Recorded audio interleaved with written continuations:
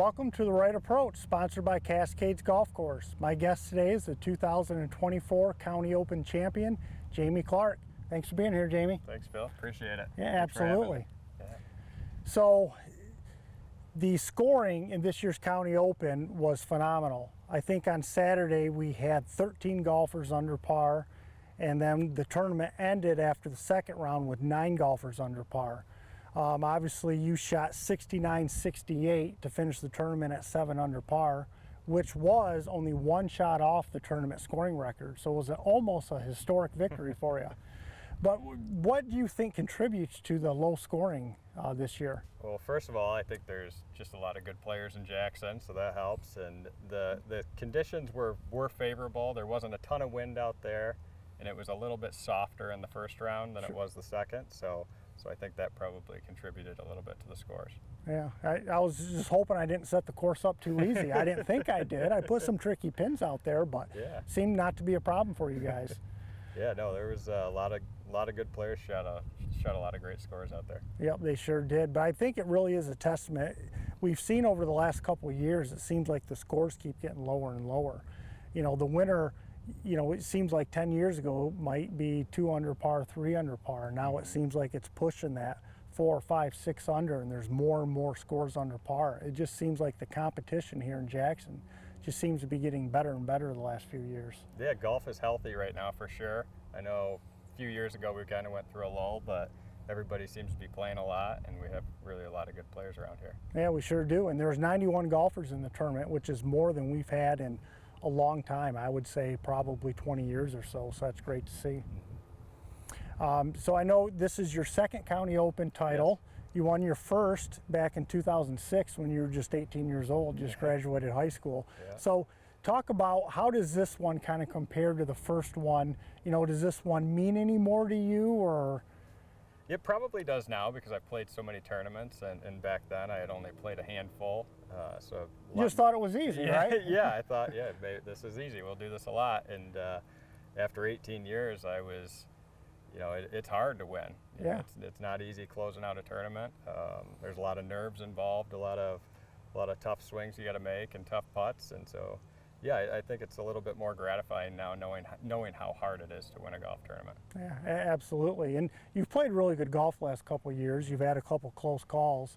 And just going back to this year's spring thaw, also out here at Cascades, I believe in the first round you were 7 under standing on 16T. Yeah. You know, and then obviously had a bad finish to that round, went bogey double. Yeah. You know, and you were still right in the hunt for Sunday. You know, didn't come out with the victory, but you know, did you kind of learn something from the spring thaws, or a little bit extra motivation this weekend after the spring thaw? There was definitely some motivation there. It was more convincing myself that I'm not going to let that happen again.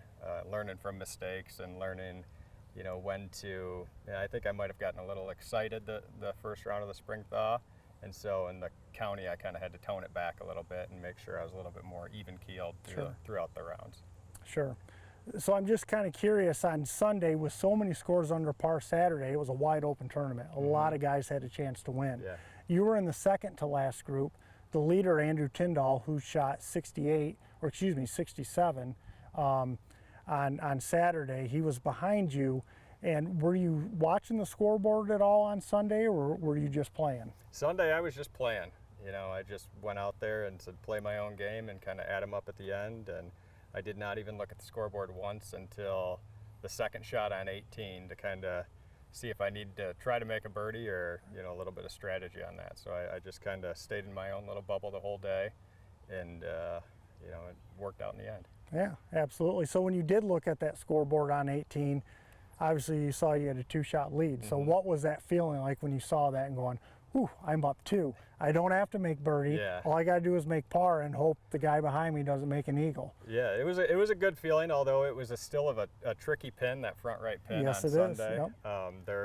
You still have to hit a good shot because, you know, a bogey is pretty easy for that front right pin. So I still had to stay focused and make sure I hit my mark.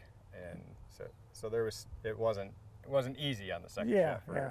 And you hit the proper wedge shot right in the middle of the green. But like I said, it's not an automatic 2-putt. But luckily you cozied that first putt right up to kind of tap in range, so there was no kind of stress on that par putt. Right. Yeah, I made sure that if it got by the hole, it was creeping. It wasn't going to go by with much pace. And the great thing about the live scoring is, I'm sitting inside and I get to look at the leaderboard, and I know, you were even par through 8 holes on the front 9, and I think at that point in time you're probably 3 or maybe even 4 back of Andrew. I think he was 1 under on the front 9 on Sunday, and then you rattled off birdies on 9, 10, 12, 13, 15, to kind of go on a tear there. Did you have a target score in mind, or, thinking, hey, if I get to this number, I'm probably going to win, or is it just, let's see how many birdies I can make? It was one of those days where I just kind of got into the zone, and it was just next shot up, next shot up, next shot up. So I never really thought of a score. It was just more of the process of getting to the ball and hitting the next shot as well as I could. Yeah, sure.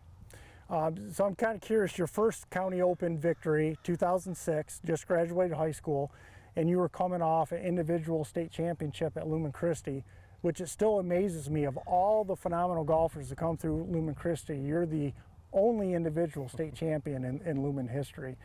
So it's a pretty special accomplishment right there. Thank you. But you went on to play golf at Grand Valley, and after college, for a while there, you kind of took a few years off of competitive golf. Maybe seemed like you got a little frustrated with golf, and then these last, 5 years, you've kind of gotten more back into the competitive golf. So can you speak to that a little bit about kind of your journey through competitive golf after college? Yeah, I got a little burnout, I would say, of tournament golf. So I never really quit playing. I just didn't play nearly as much and as many tournaments as I used to. And then for whatever reason, around 2013 or 14, I kind of started to get the itch again, and it really hasn't gone away since. So yeah, I'm just trying to see how good we can get each year, and play a lot of golf. Yeah, well, there's been big improvements the last couple of years, obviously, but you did go through a stretch there where you had what we might call the driver yips. Yes, I did. You get told all the time that you have one of the best swings in Jackson. And I know you get sick of hearing that, but you do. It's a beautiful swing. But for a while there, you couldn't seem to hit the driver and play. It might go 100 yards left, might go 100 yards right. And, what was that kind of mental block with the driver? Because you'd hit every other club in your bag great, but just kind of struggled off the tee with that driver. Yeah, I don't really can't pinpoint when that started, but I did. I fought it for the good part of 5 years probably, and I probably tried everything to fix it, and finally I made a decision last year that I said, you know what, I'm just gonna hit it. It could go crooked, but I'm just gonna hit it long, and that kind of really got me over those yips, I would say, and I wasn't afraid to hit a driver anymore. Yeah, sure. Because I remember just last year, you qualified for the Horton Smith, a very prestigious tournament at Detroit Golf Club. 36 holes the first day I caddied for you. In 36 holes, you hit one driver. Yep. And you'd hit a 3-wood and you wouldn't even tee it up. You'd just go 3-wood off the deck. Yep. So it seemed like there was something with putting a tee in the ground on that tee box. Yeah. It was the tee in the ground. I don't know what it was, but yeah, after doing some speed training and getting over that mental block, I was able to overcome them and start hitting a lot more drivers. And I would hit those 3-woods, and I'd always feel like I was leaving something in the bag. Yeah. I wasn't feel like I left something out on the course, and it was because I wasn't, hitting driver like everybody else was.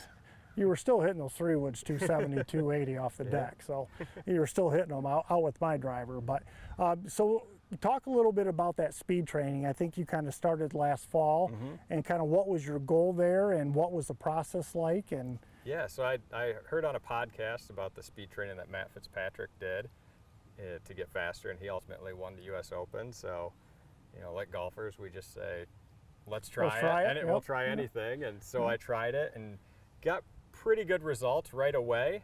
And then all of a sudden it started snowing. And so I went into the winter and just kind of committed to do it over all winter long and kind of do it religiously. And so I was really excited for the year, and when I came out, I came out playing really well. So What was your club head speed, your ball speed when you started the training, and kind of where are you at now? Yeah, so club head speed, I was always around 108, 109 before, and I could never get over 170 ball speed. And now I can, it's in the low 120s now, and I can get to the mid 185s ball speed. Yeah, so I mean that is a phenomenal increase, in less than a year. Yeah. That's just crazy. And so what has it done to your overall like carry distance? Probably around 25 or 30 yards, I would say. Yeah, Yeah. wow. Was there an adjustment with the rest of your bag with the iron play and everything? Are you swinging everything harder, or is it just the driver? It's everything's faster. I mean, to start the spring, I think we discussed that there was a little period of time where I had to get used to new swings and new feels, and it's still an adjustment. I haven't totally figured out the speed yet, but I think it's kind of a never-ending journey. Yeah. And to see how fast you can get. So are you going to keep going, try and get even Yeah, faster? I am. I'm going to keep doing it. Not necessarily I'm not quite to the speed that I want to get yet. And then once I get there, it might be more of a maintain Sure, than it is getting faster. Yeah, sure. So your distance obviously played a big part last weekend in the County Open. I know you said you had 5 two-putt birdies. Yep. You drove number 15 green on Sunday, right in the middle of the green for a two-putt birdie. So I'm assuming that kind of length, especially on the par fives, really kind of help you get to that 7 under mark. Yeah, definitely. I think it played a big role. First day I hit my driver pretty well, and it set me up for a lot of opportunities. Second day I wasn't quite as good with the driver, but when I needed to be on say 15 and 17, I hit some really good drives there, and it helped me win. Yeah, and so there was no hesitation on 15 or 17, a pulling driver on Sunday, knowing, God, I'm probably around the lead here. If I hit a bad drive, make a bogey. I mean, it was in my head for sure, whether or not to lay up, but I think I kind of went back and said, you've done this for 8-9 months now. You're gonna be kicking yourself if you laid up here and didn't win the golf tournament. Yeah. So it was, I thought a crazy stat was hole 2, par 5. Yeah. You were 3 over par through the 2 days. Yeah. Hit in the middle of a tree on Saturday, made double, bogeyed it on Sunday, but you still ended up under par for the par 5s as a whole for the tournament. Yeah. Yeah, number 2, for some reason, I doubled it in the spring thaw in the final round, and I don't know what's got my number right now. So. But the funny thing is, that's the hole you won your first county open on in a playoff. Yes, was on number 2. So it all comes full circle. Yep, comes full circle. Well, again, congratulations on the amazing victory. We're going to take a short break, and when we come back, we're going to show off a little bit of Jamie's speed. Welcome back to the Right Approach. I'm out here at number 3 at Cascades with Jamie Clark. Jamie's going to show off some of his new speed and distance that he's gained over the last year, which contributed heavily to his County Open victory last weekend. So we got Jamie setting up to hit some tee shots. We got the launch monitor set up behind him, and we're reading club head speed, ball speed, and carry distance. What are kind of your target numbers you're hoping to reach? Anything over 120 on the club speed I'm happy with, and anything over the 180 on the ball speed, that's what I'm looking for. All right. And carry, if those 2 numbers are good, carry will kind of take care of itself Yeah, there. absolutely. All right, let's see what you got. Okay.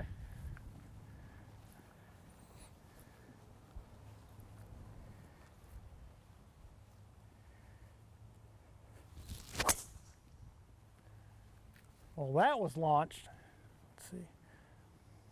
First shot, 120 club head speed, 183 ball speed, 303 carry. That was maybe kind of a little spinny, a little high. Bit, yeah. Yep. Yeah. But the club head speed and the ball speed were both there.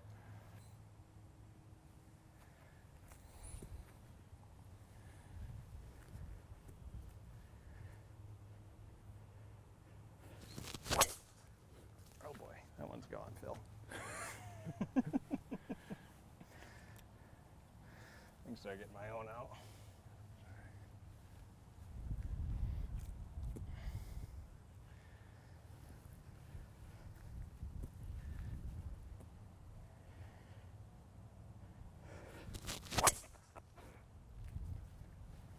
might be up there.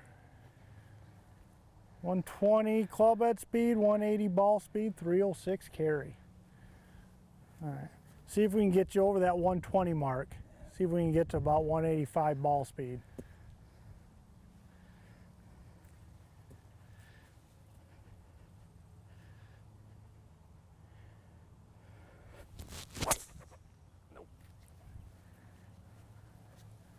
Well, it did, but It did. 122 club head speed, just didn't make good contact with that one.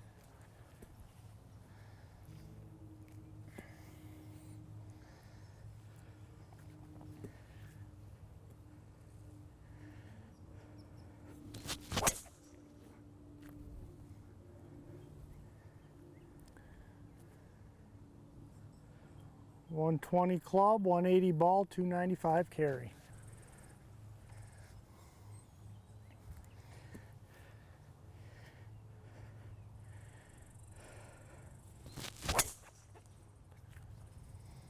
That was roasted. 118 club, 181 ball, 300 carry. All right, one more.